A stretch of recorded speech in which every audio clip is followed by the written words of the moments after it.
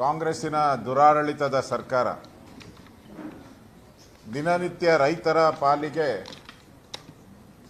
ಒಂದು ರೀತಿ ಯಮಕಿಂಕರರಾಗಿದ್ದಾರೆ. ದಿನನಿತ್ಯ ಇಡೀ ರಾಜ್ಯದಲ್ಲಿ ಬೆಳೆ ಹಾನಿಯಿಂದ ಸರಿಯಾದಂಥ ಬೆಂಬಲ ಬೆಲೆ ಸಿಕ್ಕದೇ ಇರೋದ್ರಿಂದ, ಆಲಮಟ್ಟಿ ನೀರನ್ನು ಸರಿಯಾಗಿ ಶೇಖರಣೆ ಮಾಡದೇ ಇರೋದ್ರಿಂದ ಆ ಭಾಗದ ರೈತರಿಗೆ ಎರಡನೇ ಬೆಳೆ ತೆಗೆಯುವಂಥ ಯೋಗವನ್ನು ಕಸ್ಕೊಂಡಿದ್ದಾರೆ. ತುಂಗಭದ್ರಾ ಡ್ಯಾಮ್ ನಾನು ಕೂಡ 2 ಬಾರಿ ಅಲ್ಲಿ ಭೇಟಿ ಮಾಡಿದ್ದೀನಿ. ಸರ್ಕಾರಕ್ಕೆ ಎಚ್ಚರಿಕೆಯನ್ನು ಕೊಟ್ಟಿದ್ದೀನಿ. ಆದರೆ ಸರ್ಕಾರ ಆಮೆಗತಿಯಲ್ಲಿ ಆ ಗೇಟನ್ನು ರಿಪೇರಿ ಮಾಡುವಂಥ ಕೆಲಸ ಇನ್ನೂ ಫಿಟ್ಟೇ ಮಾಡಿಲ್ಲ. ಅದಕ್ಕೋಸ್ಕರ ಟೆಂಡರ್ ಆಯಿತು, ಕಾಮಗಾರಿನೂ ಶುರು ಮಾಡಿದ್ದೀನಿ ಅಂತ ಹೇಳ್ತಾರೆ. ಬಟ್ ರೈತರಿಗೆ ಎರಡನೇ ಬೆಳೆ ತೆಗೆಯೋಕ್ಕೆ ನೀರಿಲ್ಲ. ನೀರೆಲ್ಲ ಹರ್ಕೊಂಡು ಆಂಧ್ರ ಪಾಲಾಗೋಯ್ತು. ಎಲ್ಲ ನೀರಲ್ಲ, ಕರ್ನಾಟಕದ ನೀರಲ್ಲ, ಆಂಧ್ರ ಪಾಲಾಗೋಯ್ತು. ಅದಕ್ಕೆ ನೇರ ಕಾರಣ ರಾಜ್ಯ ಸರ್ಕಾರ. ಈ ಎಲ್ಲ ವಿಚಾರಗಳನ್ನು ಇಟ್ಕೊಂಡು ಅತಿವೃಷ್ಟಿ ಹಾನಿಗೊಳಗಾದಂಥ ರೈತರಿಗೆ ಇನ್ನೂ ಪರಿಹಾರ ಘೋಷಣೆ ಮಾಡಿಲ್ಲ. ಮೆಕ್ಕೆಜೋಳ ಖರೀದಿ ಕೇಂದ್ರ ತೆರೆಯೋಕ್ಕೆ ಇನ್ನೂ ಮೀನಾವೇಶ. ಎರಡನೇ ಬೆಳೆಗೆ ನೀರು ಕೊಡದೆ ಅನ್ಯಾಯ ಮಾಡ್ತಾ ಇದ್ದಾರೆ. ಹಾಲಿನ ಪ್ರೋತ್ಸಾಹ ಧನ ಇನ್ನು ಕಗ್ಗಂಟಾಗೆ ಉಳಿದಿದೆ ರೈತರ ಪಾಲಿಗೆ. ಈ ಎಲ್ಲ ವಿಚಾರಗಳನ್ನು ಇಟ್ಟುಕೊಂಡು ರಾಜ್ಯ ಬಿಜೆಪಿ ರೈತ ಮೋರ್ಚಾದ ಘಟಕದಿಂದ ರೈತ ಮೋರ್ಚಾದ ಅಧ್ಯಕ್ಷರಾದಂಥ ನಡಹಳ್ಳಿಯವರು ಮತ್ತು ಅವರ ತಂಡ ಇಡೀ ರಾಜ್ಯದಲ್ಲಿ ಎಲ್ಲ ತಾಲೂಕು ಮತ್ತು ಜಿಲ್ಲಾ ಕೇಂದ್ರಗಳಲ್ಲಿ ಧರಣಿ ಸತ್ಯಾಗ್ರಹ ಪ್ರತಿಭಟನೆ ಮಾಡುವಂಥ ಒಂದು ಹೋರಾಟವನ್ನು ಬಿಜೆಪಿ ಹಮ್ಮಿಕೊಂಡಿದೆ. ನಮ್ಮ ಉದ್ದೇಶ ಇರತಕ್ಕಂಥದ್ದು, ಕಳೆದ 6 ತಿಂಗಳಿಂದನೂ ಕೂಡ ರಾಜ್ಯ ಸರ್ಕಾರ ಚೇರ್ ಕಿತ್ತಾಟದಲ್ಲಿ ಚೇರ್ ಮೇಲೆ ಯಾರು ಕೂತ್ಕೊಬೇಕು ಅಂತೇಳಿ ಹೊಡೆದಾಟ ನಡೀತಾ ಇದೆ, ಬಡದಾಟ ನಡೀತಾ ಇದೆ.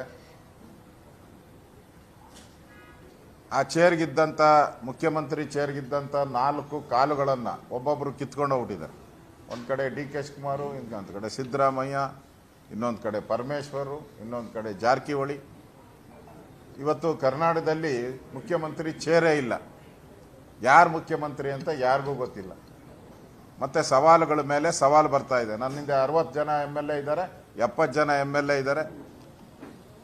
ನಮ್ಮ ನಾಯಕರು, ವಿರೋಧ ಪಕ್ಷದ ನಾಯಕರು ವಿಧಾನ ಪರಿಷತ್ ಅವ್ರು ಹೇಳಿದ್ದಾರೆ 60 ಕೋಟಿ 70 ಕೋಟಿ ಹಣ ಟ್ರಾನ್ಸ್ಫರ್ ಆಗ್ತಾ ಇದೆ ಅವರ ಅಕೌಂಟ್ಗಳಿಗೆ.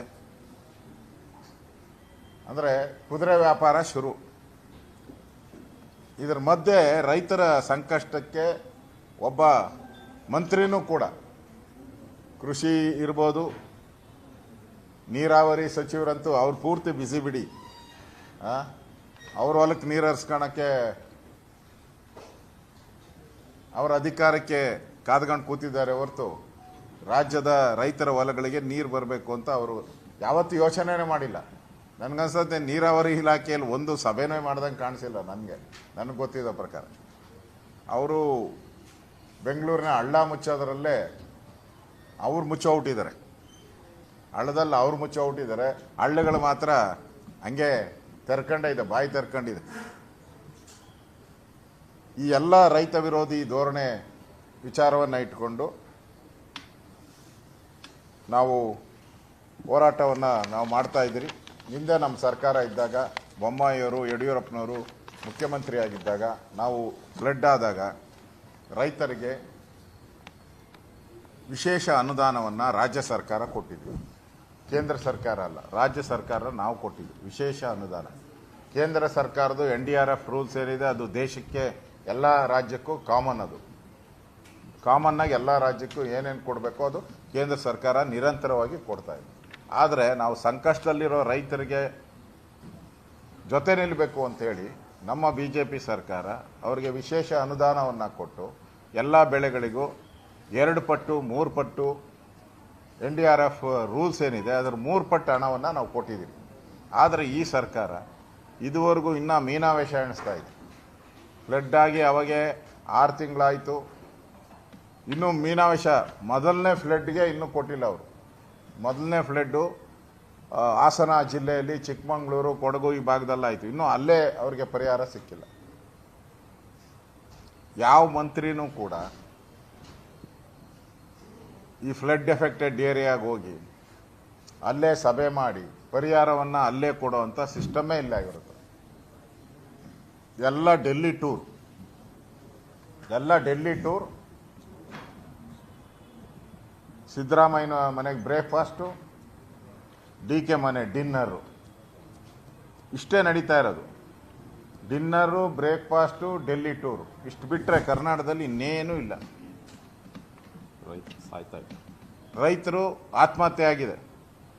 ಸುಮಾರು 1500ಕ್ಕೂ ಹೆಚ್ಚು ರೈತರು ಆತ್ಮಹತ್ಯೆ ಮಾಡ್ಕೊಂಡು ಸತ್ತಿದ್ದಾರೆ. ಅವ್ರು ಕೇಳೋರಿಲ್ಲ. ಆದರೆ ಇವರು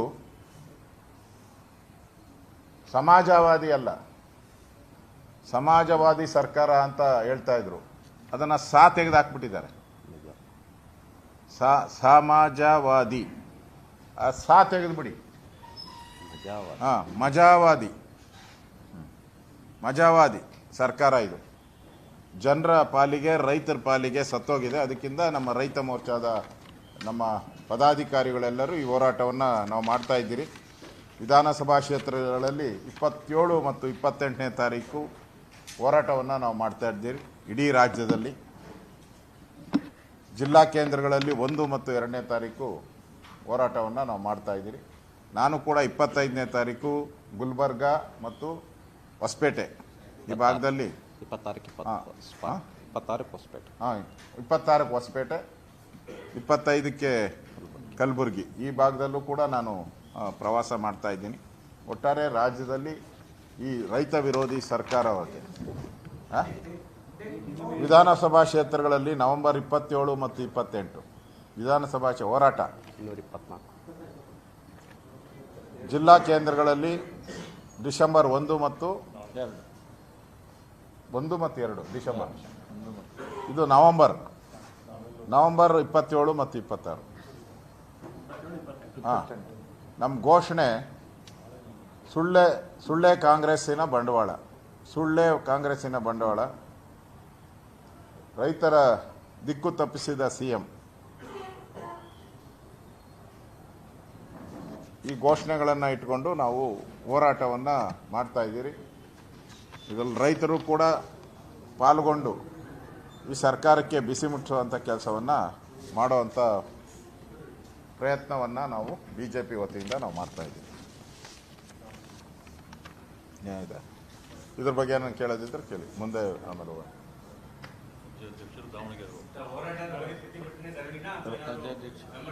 ರಾಜ್ಯಾಧ್ಯಕ್ಷರು ಕೂಡ ದಾವಣಗೆರೆ ಜಿಲ್ಲೆಯಲ್ಲಿ ಹೋಗ್ತಾರೆ. ನಮ್ಮೆಲ್ಲ ನಾಳೆ ಮೆಕ್ಕೆಜೋಳ ಇದಕ್ಕೆ ಹೋಗ್ತಾರೆ ರಾಜ್ಯಾಧ್ಯಕ್ಷರು ವಿಜಯೇಂದ್ರ ಅವರು. ಏನಪ್ಪ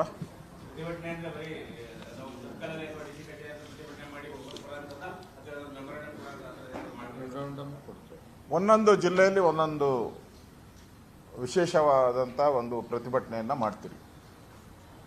ಮೆಮೊರಂಡಮ್ ಕೊಡುವಂಥದ್ದೊಂದು, ಪ್ರತಿಭಟನೆ ಮಾಡೋದೊಂದು, ರ್ಯಾಲಿ ಮಾಡೋದೊಂದು, ಈ ಥರ ಆಯಾ ಜಿಲ್ಲೆಗೆ ಸಂಬಂಧಪಟ್ಟಂಥ ಹೋರಾಟಗಳನ್ನು ಜಿಲ್ಲಾ ಸಮಿತಿಯವರು ತೀರ್ಮಾನವನ್ನು ಮಾಡ್ತಾರೆ, ರೈತ ಮೋರ್ಚಾದವರು.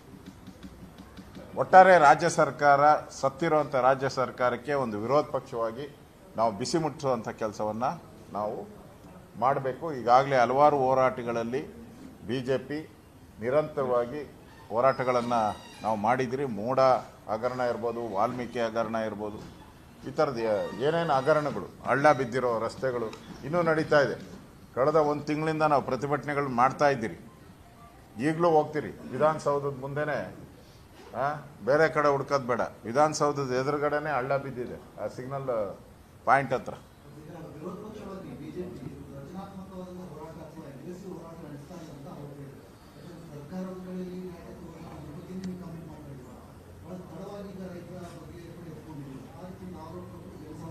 ಕರ್ನಾಟಕದ ಇತಿಹಾಸದಲ್ಲೇ ಈ 2.5 ವರ್ಷದಲ್ಲಿ ಬಿಜೆಪಿ ಹೋರಾಟ ಮಾಡಿದಷ್ಟು ಯಾವತ್ತೂ ಹೋರಾಟ ಮಾಡಿಲ್ಲ. ಅಷ್ಟು ಹೋರಾಟವನ್ನು ಪ್ರತಿ ವಿಚಾರಕ್ಕೂ ಹೋರಾಟಗಳನ್ನು ಮಾಡಿದ್ದೀರಿ. ಕೆಲವನ್ನ ತಾರ್ಕಿಕ ಅಂತ್ಯಕ್ಕೂ ತಗೊಂಡೋಗಿದ್ದೀರಿ. ಮೂಡಾದು ತಾರ್ಕಿಕ ಅಂತ್ಯಕ್ಕೆ ತೊಗೊಂಡೋಗಿದ್ದೀರಿ. 14 ಸೈಟ್ ವಾಪಸ್ ಕೊಡಿಸಿದ್ದೀರಿ. ನಾವು ಹೋರಾಟ ಮಾಡಿಲ್ಲ ಅಂದರೆ 14 ಸೈಟು ನಿಮ್ಗೆ ನೀರು ಕುಡಿತಾ ಇದ್ರು. ವಾಲ್ಮೀಕಿ ಹಗರಣದಲ್ಲಿ ಮಂತ್ರಿ ರಾಜೀನಾಮೆ ಕೊಡಿಸಿದ್ದೀರಿ. ದುಡ್ಡು CBI ED ಕೇಸ್ ನಡೀತಾ ಇದೆ. ಆಮೇಲೆ ಇದು 11 ಜನ ಇಲ್ಲಿ ವಿದ್ಯಾರ್ಥಿಗಳು ಸತ್ರಲ್ಲ RCBದು, ಅದರದ್ದು ಹೋರಾಟ ಮಾಡಿದಿರಿ. ರಸ್ತೆ ಗುಂಡಿದೂ ಕೂಡ ಹೋರಾಟ ಮಾಡಿ ಸರ್ಕಾರಕ್ಕೆ ಎಷ್ಟು ಬಿಸಿ ಮುಟ್ಟಿಸ್ಬೇಕೋ ಮುಟ್ಟಿಸಿದಿರಿ. ಕಬ್ಬು ಬೆಳೆಗಾರರಿಗೆ ಸಂಬಂಧಪಟ್ಟಂತೆ ವಿಜಯೇಂದ್ರ ಅವರು ಕೂಡ ಅಲ್ಲಿ 2 ದಿನ ಧರಣಿನೂ ಕೂಡ ಮಾಡಿದ್ದಾರೆ. ವಿರೋಧ ಪಕ್ಷವಾಗಿ ನಾವು ಸೈನ್ ಮಾಡಕ್ಕೆ ನಮಗೇನು ಅಧಿಕಾರ ಇಲ್ಲ, ಆದೇಶ ಮಾಡೋಕ್ಕೆ ನಮಗೇನು ಅಧಿಕಾರ ಇಲ್ಲ. ನಾವು ಜನಗಳಿಗೆ ಅವೇರ್ನೆಸ್ ಕೊಡುವಂಥದ್ದು, ತಪ್ಪು ಮಾಡೋದನ್ನ ಜನಗಳಿಗೆ ತಿಳಿಸುವಂಥದ್ದು ವಿರೋಧ ಪಕ್ಷದ ಕರ್ತವ್ಯ. ಅದನ್ನು ನಾವು ಮಾಡಿದ್ದೀವಿ, ಸಮರ್ಥವಾಗಿ ಮಾಡಿದ್ದೀವಿ.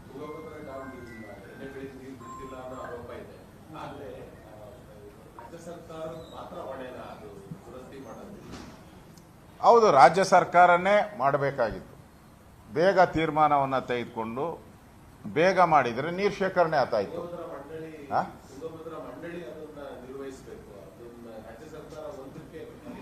ನೋಡಿ, ಮಂಡಳಿ ಇದೆಯಲ್ಲ, ಹೆಚ್ಚು ಅಧಿಕಾರ ಇರೋದು ರಾಜ್ಯ ಸರ್ಕಾರಕ್ಕೆ. ನಾನು ಹೋಗಿದ್ದೀನಿ, ನಾವು ಮಂತ್ರಿ ಆಗಿದ್ದೀನಿ.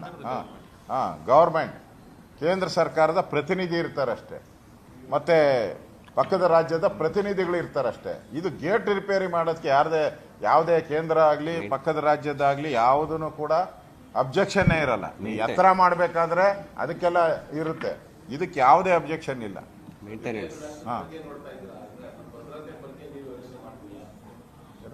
ಭದ್ರತೆ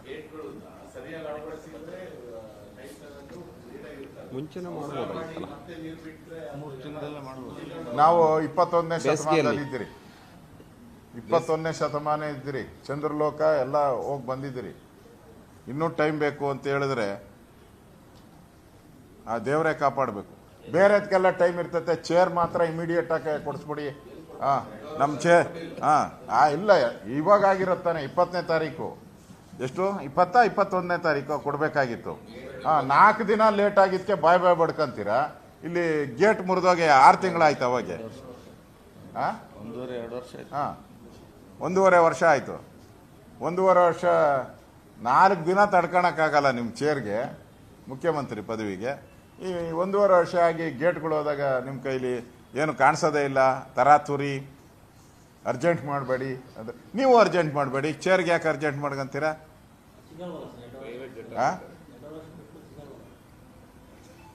ಅಂದ್ರೆ ಕಾಂಗ್ರೆಸ್ ಮುಳುಗೋದಂಗೆನಾ 2 ವರ್ಷ ಆದ್ಮೇಲೆ?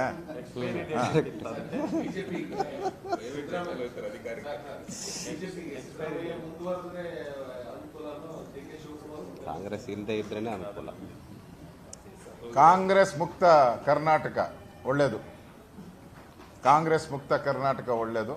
ಈ ದರಿದ್ರ ಕಾಂಗ್ರೆಸ್ಸು ತೊಲಗೋಬೇಕು. ದೇಶದಲ್ಲಿ ಎಲ್ಲ ಕಡೆ ತೊಲಗೋಗಿದೆ.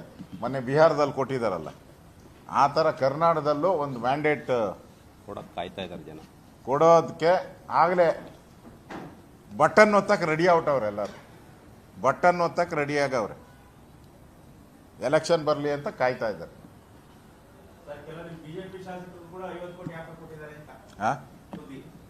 ಬಿಜೆಪಿ ಅವರು ಕಾಂಗ್ರೆಸ್ ಕೊಟ್ಟಿದ್ದಾರ?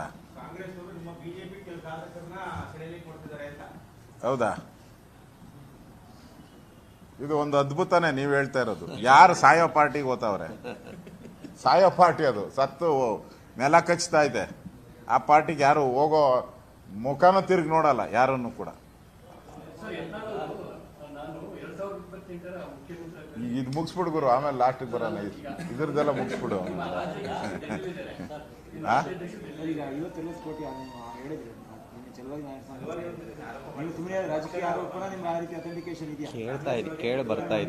ಈಗ ನೋಡಿ, ನಮ್ಮ ಛಲವಾದಿಯವರು ಕೂಡ ವಿರೋಧ ಪಕ್ಷದ ನಾಯಕರು, ಅವರು ಜವಾಬ್ದಾರಿತ ಸ್ಥಾನದಲ್ಲಿದ್ದಾರೆ. ನಾನು ಮಾಧ್ಯಮದವ್ರು ಏನು ಬೇಜಾರು ತಿಳ್ಕೊಂಡಿಲ್ಲ ಅಂದರೆ ಮಾಧ್ಯಮದವ್ರಿಗೂ ಒಂದು ಸಣ್ಣ ಮಾತು. ಇಷ್ಟು ದಿನ ಡಿ ಕೆ ಹಿಂದೆ 11 ಜನ 10 ಜನ 12 ಜನ ಅಂತ ನೀವೆಲ್ಲ ಬರಿತಾ ಇದ್ರಿ. ಈಗ ಏಕಾಏಕಿ 70 ಜನ ಹೆಂಗಾಗ್ಬಿಟ್ರು? Question mark. ನೀವೇ ಬರಿತಾ ಇದ್ರಿ ಡಿ ಕೆ ಹಿಂದೆ 11 ಜನ 12 ಜನ ಅಂತೇಳಿ. ಯಾರೋ ಕೆಲವರು ನಮ್ಮ ಕನಕಪುರದವರು ಸ್ವಲ್ಪ ಸಂಖ್ಯೆ ಜಾಸ್ತಿ ಕೊಟ್ಟಿರ್ಬೋದು, ಆದರೆ ಅವ್ರನ್ನ ಯಾಕೆ ನೋಡ್ತೀರಾ?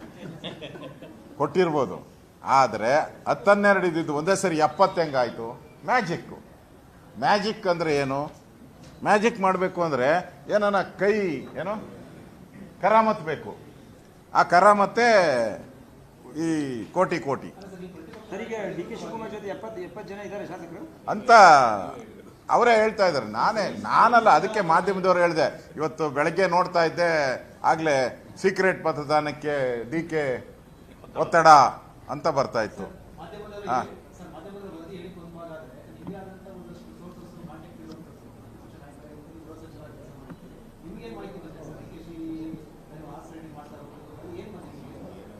ಮಾಧ್ಯಮದ ಒಂದು 4ನೇ ಅಂಗಲ್ಲಪ್ಪ.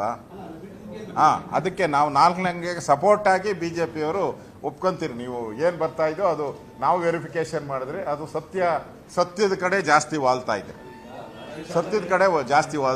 ಡಿಸಿಎಂ ಡಿಕೆ ಶಿವಕುಮಾರ್ ಅವರು ಪರಪ್ಪನ ಅಗ್ರಹಾರಕ್ಕೆ ಹೋಗಿ ಸಹಿ ಹಾಕಿಸ್ಕೊಂಡ್ಬಂದಿದ್ದಾರೆ ಅನ್ನೋದು ಅವರದ್ದೇ ಪಕ್ಷದ ಸಚಿವರ ಆರೋಪ. ಸಹಿ ಹಾಕ್ಸ್ಕೊಂಬಂದಿದಾರಲ್ಲ ರೀ, ಹಾಕಿದ್ದಾರೆ ಸಹಿ ಹಾಕ್ಸಕ್ಕೆ ಹೋಗಿರೋದು ಪರಪ್ಪನ ಅಗ್ರಹಾರ. ತಿನ್ನೇನ್ಗೆ ಹೋಗ್ತಾರೆ?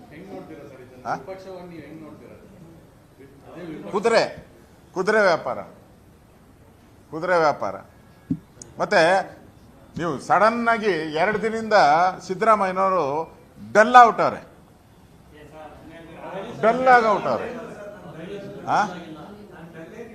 ಇಲ್ಲ, ಒಂದೇ ನಿಮಿಷ ಮಧು. ಡೀಲ್ ಆದಮೇಲೆ ಡಲ್ ಆಗಿರೋದು. ಆ ಡೀಲು ಡಲ್ಲು 2 ಸೈಮಲ್ಟೇನಿಯಸ್ ಆಗೈತೆ. ಮತ್ತೆ ಅವ್ರು ಏನು ಹೇಳಿದ್ರು? ಇಷ್ಟು ದಿನದಿಂದ ಏನು ಹೇಳ್ತಾ ಇದ್ರು ಸಿದ್ದರಾಮಯ್ಯನವರು? 5 ವರ್ಷ ಮುಂದಿನ ಎಲ್ಲ 2 ಬಡ್ಜೆಟನ್ನು ನಾನೇ ಮಂಡನೆ ಮಾಡ್ತೀನಿ, 5 ವರ್ಷ ನಾನೇ ಮುಖ್ಯಮಂತ್ರಿ ಅಂತ ಹೇಳ್ತಾ ಇದ್ದವರು. MLAಗಳ ಬೆಂಬಲ ಯಾರಿಗಿದೆಯೋ ಅವರು MLAಗಳ ಬೆಂಬಲ. DKಗೆ MLAಗಳ ಬೆಂಬಲನೇ ಇಲ್ಲ, ಯಾರಿದ್ದಾರೆ ಅಂತ ಕೇಳಿದ್ರು. ನೆನ್ನೆ ಏನು ಪ್ಲೇಟ್ ಚೇಂಜು?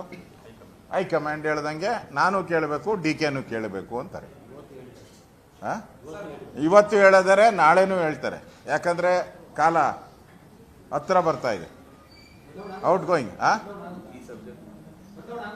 ಈ ಗಲಾಟೆಯಲ್ಲಿ ರೈತರು ಸಾಯ್ತಾ ಇದ್ದಾರೆ. ನೋಡೋಣಪ್ಪ, ಅವರು ಎಲ್ಲ DK ಜ್ಯೋತಿಷ್ಯ ನಂಬೋರು, ದೇವರುಗಳನ್ನ ಸುತ್ತಾ ಇದ್ದಾರೆ. ಅದು 6 ತಿಂಗಳಿಗೆ ವರ ಕೊಡುತ್ತೋ ಗೊತ್ತಿಲ್ಲ. ನಾಗಾಗ ಇದೆಲ್ಲ ಬಂದ್ ಮಾಡಿದಾರಂತೆ. ನನ್ನ ಕಿವಿ ಸ್ವಲ್ಪ ಕೇಳಿಸ್ತಾ ಇಲ್ಲ. ನಾಗಾಗಳು ಅಂತ ಕೇಳಿಸ್ತಾ ಇಲ್ಲ. ನಾಗಾಗಳು ಬಂದು ಮಾಡಿದ್ರೆ ಗೊತ್ತಿಲ್ಲ. ರೈತರು ಸಾಯ್ತಾ ಇದ್ದಾರೆ ಇವ್ರ ಮಧ್ಯದಲ್ಲಿ. ಈ ರೈತರದ್ದು ಇದು ಬಿಟ್ಬಿಡಪ್ಪ, ಇದು ತೋರಿಸ್ತೀವಿ ನಾವು ಸರ್. ಮಲ್ಲಿಕಾರ್ಜುನ್ ಖರ್ಗೆ ಅವ್ರು ನಿನ್ನೆ ಭಾಳ ಬೇಜಾರು ಮಾಡಿಕೊಂಡು ನಾವೆಲ್ಲ ಇದ್ದಾಗ ಮೀಡಿಯಾ ಮುಂದೆ ಬಂದಿದ್ರು. ಏನಾಗತ್ತೆ ಅಂತ ಕೇಳಿದಾಗ ಅವ್ರು ಹೇಳಿದ್ರು, ನಂಗೇನು ಗೊತ್ತಿಲ್ಲಪ್ಪ, ಹೈಕಮಾಂಡ್ ನೋಡ್ಕೊಳತ್ತೆ ಅಂತ. ಮಲ್ಲಿಕಾರ್ಜುನ್ ಖರ್ಗೆ ಅವರು AICC ಅಧ್ಯಕ್ಷರು, ಆದ್ರೆ ಅವ್ರು ಹೇಳಿದಂಥ ವರ್ಡು ಹೈಕಮಾಂಡ್ ನೋಡ್ಕೊಳತ್ತೆ ಅಂತ. ಅವರು ಕಾಂಗ್ರೆಸ್ ಪಾರ್ಟಿಯ ಹೆಸರಿಗಷ್ಟೇ ಅಧ್ಯಕ್ಷರು, ಆದರೆ ಆ ಚೇರ್ ಇದೆಯಲ್ಲ, ಖರ್ಗೆ ಅವ್ರ ಚೇರು, ಏನು ಪವರ್ ಇಲ್ಲ. ಒಬ್ಬ ಕಾಂಗ್ರೆಸ್ ಪಾರ್ಟಿ ಅಧ್ಯಕ್ಷರು ಅವರೇ ಹೈಕಮಾಂಡು ದೇಶದ ಕಾಂಗ್ರೆಸ್ಗೆ. ಆದರೆ ಇಲ್ಲಿ ಕಾಂಗ್ರೆಸ್ ಅಲ್ಲಿ ಹಂಗಿಲ್ಲ, ಅವರು ಪರಾವಲಂಬಿ. ಗಾಂಧಿ ಫ್ಯಾಮಿಲಿಯ ಕಾವಲ್ಗಾರರು.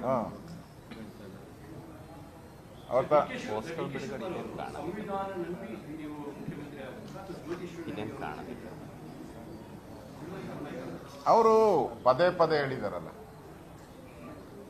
ನನಗೆ ದೇವ್ರ ಬಲ ಇದೆ, ನಾನು ಮೀನಿಗೆ ಗಾಳ ಹಾಕಿದ್ದೀನಿ, ಗಾಳಕ್ಕೆ ಮೀನು ಕಚ್ಕೊಬೇಕಾದ್ರೆ ದೇವ್ರ ಬೇಕು ಅಂತ ಅವರು. ಇನ್ನು ಗಾಳಕ್ಕೆ ಮೀನು ಕಚ್ಕೊಂಡಿಲ್ಲ, ಹುಳ ಬಿಟ್ಟು ಹಾಕಿದ್ದಾರೆ ಗಾಳ. ಆಗ ಹುಳ ಅಂತಂದಿದ್ದು ಇವರೇ. ಏನು ಹುಳ ಅಂತ ಹೇಳಿದ್ರಲ್ಲ, ಛಲವಾದಿ ಹೇಳಿದಾರಲ್ಲ, ಹುಳುಗಳು 50, 60, 70 ಆ ಹುಳುಗಳು. ಅದು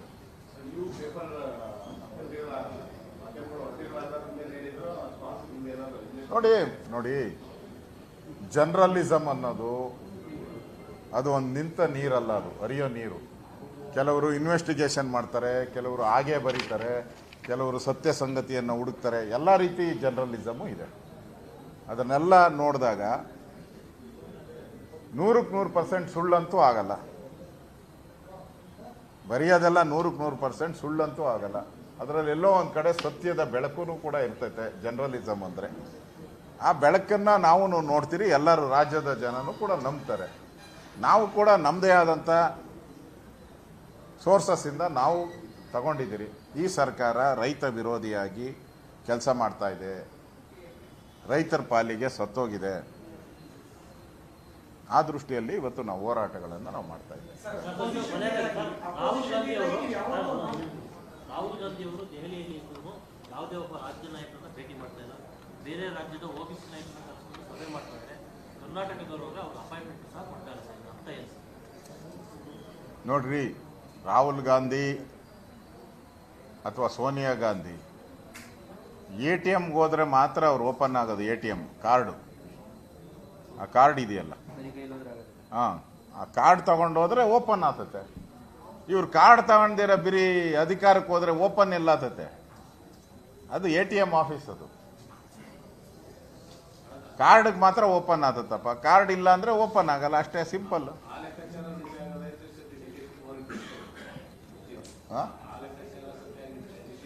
ಮೊದಲು ಸಿದ್ದರಾಮಯ್ಯನವರು ಹಂಗಿರ್ಲಿಲ್ಲ. ಈಗ 1 ವರ್ಷದಿಂದ ಅವರು DK ಶಿವಕುಮಾರ್ ಮೀರಿಸ್ತಾರೆ. ATM ಆಗಿ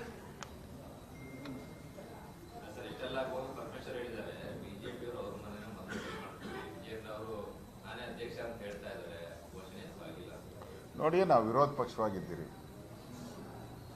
ಆಡಳಿತ ಪಕ್ಷದ ಪ್ರತಿಯೊಂದು ನಡೆನೂ ಕೂಡ ರಾಜ್ಯದ ಜನಗಳ ಮೇಲೆ ಪರಿಣಾಮ ಬೀರುತ್ತದೆ, ರಾಜ್ಯದ ರೈತರ ಮೇಲೆ ಪರಿಣಾಮ ಬೀಳ್ತತೆ, ಬಡವರ ಮೇಲೆ ಪರಿಣಾಮ ಬೀಳ್ತತೆ.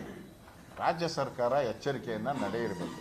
ವಿರೋಧ ಪಕ್ಷ ನಾವೇನು ಟೀಕೆ ಮಾಡೋದು, ಇದು ಟೀಕೆ ಮಾಡೋದು, ಪ್ರತಿಭಟನೆ ಮಾಡೋದು, ಸರ್ಕಾರ ಮಾಡೋವಂಥ ತಪ್ಪನ್ನು ಜನಕ್ಕೆ ತಿಳಿಸುವಂಥದ್ದು. ಆದರೆ ರಾಜ್ಯ ಸರ್ಕಾರ ಜವಾಬ್ದಾರಿಯುತ ಸ್ಥಾನದಲ್ಲಿರುವಂಥದ್ದು, ಅವರು ಎಚ್ಚರಿಕೆಯ ನಡೆಯನ್ನು ಮಾಡಬೇಕು. ಆ ಎಚ್ಚರಿಕೆ ನಡೆ ತಪ್ಪಿದ್ದಾರೆ. ಅದಕ್ಕೋಸ್ಕರ BJPಯಲ್ಲಿ ಏನಿದೆ ಅದನ್ನು ನಮ್ಮ ಕೇಂದ್ರದ ನಾಯಕತ್ವ ಇದೆಯಲ್ಲ, ಮೋರ್ ದೆನ್ ಪವರ್ಫುಲ್.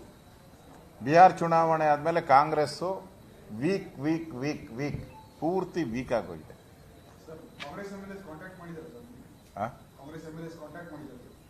ನೋಡ್ರಿ, ಅವರಾಗೆ ಅವ್ರು ಬರ್ತೀನಿ ಅಂದ್ರು ನಾವು ಅವ್ರ ಜೊತೆ ಸರ್ಕಾರ ಮಾಡಲ್ಲ.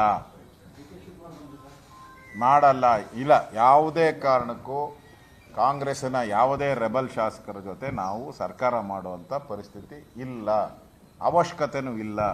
ನಾವು ಜನರ ಮ್ಯಾಂಡೇಟ್ ತಗೊಂಡು ಹೋಗುವಂಥ ತೀರ್ಮಾನವನ್ನು ನಾವು ಮಾಡಿದ್ದೀರಿ. ಜನರ ಮ್ಯಾಂಡೇಟ್ಗೆ ಹೋಗ್ತೀರಿ ನಾವು ಮತ್ತು JDS ಮುಂದೆ ಬರುವಂಥ ಚುನಾವಣೆಗಳಿಗೆ ಒಟ್ಟಾಗಿ ಹೋಗ್ತೀರಿ. ಕರ್ನಾಟಕದಲ್ಲಿ 170 ಯಾವ ರೀತಿ ಬಿಹಾರದಲ್ಲಿ ಬಂತು, ಯಾವ ರೀತಿ ಆಂಧ್ರ ಪ್ರದೇಶದಲ್ಲಿ ಚುನಾವಣೆ ಆದಾಗ ರಿಸಲ್ಟ್ ಬಂತು, ಸೇಮ್ ರಿಸಲ್ಟ್. ನಾನು ಇವತ್ತು ನನ್ನ ಜ್ಯೋತಿಷ್ಯ ಅಂತ ಹೇಳೋರಲ್ಲ DK ಶಿವಕುಮಾರ್, ಇವತ್ತು ನಾನು ಜ್ಯೋತಿಷ್ಯ ಹೇಳ್ತಾ ಇದ್ದೀನಿ, 170 ಸೀಟ್ಗೂ ಹೆಚ್ಚು ಸೀಟ್ಗಳನ್ನು ನಾವು ಕರ್ನಾಟಕದಲ್ಲಿ ಗೆಲ್ತೀರಿ. ಬರೆದು ಮಾಡ್ಕೊಳ್ಳಿ. ಹೋಗೋಣ. ಅಲ್ಲಿ ಈಗ ವಿಧಾನಸಭಾ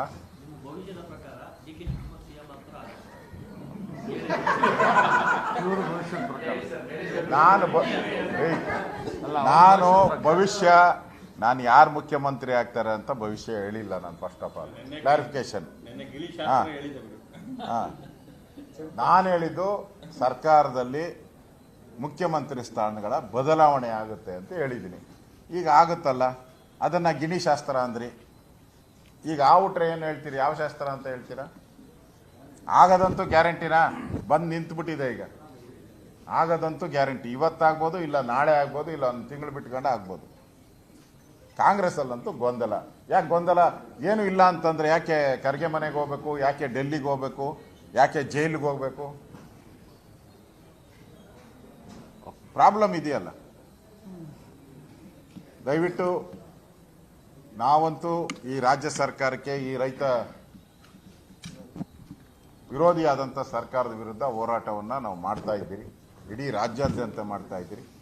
ರೈತರ ಬೆಂಬಲ ಬೆಲೆ ಇರ್ಬೋದು, ರೈತರಿಗೆ ಆಗ್ತಾ ಇರೋ ಅನ್ಯಾಯ ಇರ್ಬೋದು, ಇದಕ್ಕೆ ನ್ಯಾಯ ಸಿಗಬೇಕು, ಅವ್ರ ಸಾವುಗಳು ಆಗಬಾರ್ದು ಅನ್ನೋದಕ್ಕೆ ಹೋರಾಟವನ್ನು ಮಾಡ್ತಾ ಇದ್ದೀರಿ.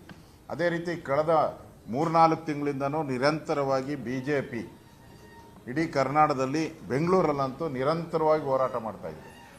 ಹೇಳ್ತಾರಲ್ಲ, ಒಂದಿನ ಪ್ರತಿಭಟನೆ ಮಾಡಿ ಅಷ್ಟೇನಾ ಅಂತ ಅಲ್ಲ, ನಾವು ನಿರಂತರವಾಗಿ ಹಳ್ಳ ಬಿದ್ದಿರೋದಕ್ಕೆ ಬೆಂಗಳೂರಲ್ಲಿ 2 ದಿನದಿಂದನೂ ಪ್ರತಿಭಟನೆ ಮಾಡಿದ್ದೀನಿ. ಗೋವಿಂದರಾಜನಗರದಲ್ಲೂ ಮಾಡಿದ್ದೀನಿ, ಜಯನಗರದಲ್ಲೂ ಮಾಡಿದ್ದೀನಿ ಪ್ರತಿಭಟನೆ. ಇಷ್ಟೆಲ್ಲ ಪ್ರತಿಭಟನೆಗಳಾದರೂ ಕೂಡ ಸರ್ಕಾರ ಗುಂಡಿ ಮುಚ್ಚೋ ಕೆಲಸವನ್ನು ಮಾಡಿಲ್ಲ. ದಿನನಿತ್ಯ ಸುಮಾರು 12-13 ಜನ ಸತ್ತಿದ್ದಾರೆ. ಇವತ್ತು ಎಲ್ಲ ಕಡೆ ಬೇಡ, ವಿಧಾನಸೌಧದ ಮುಂಭಾಗದಲ್ಲೇ ಹೋಲ್ ಬಿದ್ದಿದೆ, ಗುಂಡಿ ಬಿದ್ದಿದೆ ಅಂತ. ಅಲ್ಲಿ ಯಾರನೋ ಸಾಯಕ್ಕೆ ಮುಂಚೆ ಎಚ್ಚರ ಮಾಡಿ ಅಂತ ಹೇಳಿ ನಾನು ಮತ್ತು ನಮ್ಮ ವಿರೋಧ ಪಕ್ಷದ ನಾಯಕರು ಆ ಸ್ಪಾಟ್ಗೆ ಹೋಗ್ತೀರಿ. ಅದಕ್ಕೇನ ಮುಕ್ತಿ ಕೊಡಿ, ಇಲ್ಲಾಂದ್ರೆ ಅಲ್ಲಿ ಯಾರಾದ್ರೂ ಬಿದ್ದು ಸತ್ತು ಬೆಂಗಳೂರಿಗೆ ಮತ್ತೊಂದು ಸಾವಾಗೋದು ಬೇಡ ಅಂತೇಳಿ ಈಗೆಲ್ಲ ಅಲ್ಲಿ ಹೋಗ್ತೀರಿ. ದಯವಿಟ್ಟು ಅಲ್ಲಿ ಬಂದರೆ ಆ ಗುಂಡಿ ಮುಚ್ಚೋ ಪ್ರಯತ್ನ ಆದರೂ ಆಗಲಿ. ಹೌದಾ? ಈಗ ಇಮ್ಮಿಡಿಯೇಟಾಗಿ ಅಟ್ಲೀಸ್ಟ್ ಅಲ್ಲಿ ಇನ್ಯಾರಾದ್ರೂ ಸಾವಾಗೋದ್ರ ಬದಲು ಮುಚ್ಚಿ ಅಂತೇಳಿ ಹೋಗ್ತೀವಿ. ನೀವು ರೈತ ಮೋರ್ಚಾ, ನೀವು ದಕ್ಷಿಣ ಕೆಲಸ ಕೂಡ ರೈತರ ಸಮಸ್ಯೆ ಬಗ್ಗೆ ಹೊರಡ್ತಾ ಇದೆ. ನಿಮ್ಮ ರಾಜ್ಯಾಧ್ಯಕ್ಷರಾಗಿ ವರಿಷ್ಠನ ಭೇಟಿ ಮಾಡಿ 3 ದಿನದಿಂದ ಡೆಲ್ಲಿಯಲ್ಲಿ ಇದ್ದಾರೆ. ಅವರು ಬೇರೆ ಅವ್ರದ್ದೇನೋ ಪರ್ಸನಲ್ ಕೇಸ್ ಏನೋ ಇತ್ತನೋ ಹೋಗಿದ್ದಾರೆ. ಆ ಸಂದರ್ಭದಲ್ಲಿ ಕೇಂದ್ರದ ನಾಯಕರನ್ನ ಭೇಟಿ ಮಾಡೋದು ಸರ್ವೇ ಸಾಮಾನ್ಯ. ಹೋಗಿದ್ದಾರೆ. ನಾಳೆ ಬಂದು ಅವರು ನಮ್ಮ ದಾವಣಗೆರೆ ಮೆಕ್ಕೆಜೋಳ ಹೋರಾಟದಲ್ಲಿ ಪಾಲ್ಗೊಳ್ತಾರೆ ಅವರು. ನಿಮ್ಮ ಹೈಕಮಾಂಡ್ ಏನಾದರೂ ನಿಮ್ಮ ಮೂಲಕ